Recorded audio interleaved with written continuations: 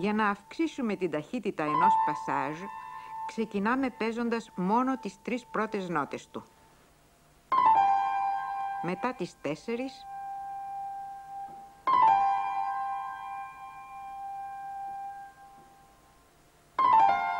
τις 5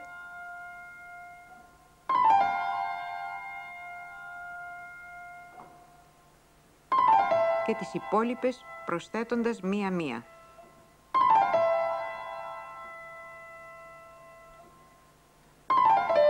Αποθέτουμε κάθε φορά το βάρος όλου του χεριού μας στην τελευταία νότα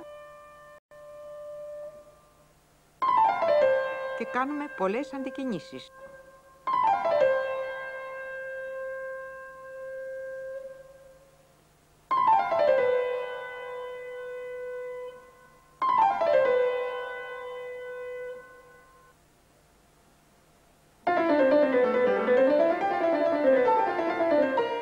Την ίδια τακτική ακολουθούμε και όταν παίζουμε με τα 2 χέρια συγχρόνως και επιδιώκουμε την απόλυτη σύμπτωσή τους.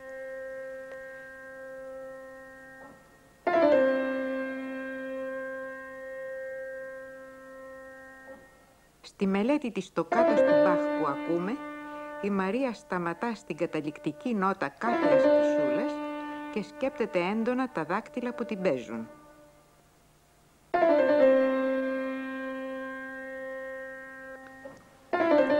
Κάνει αντικινήσεις για να στερεώσει τη σύμπτωση των δακτύλων.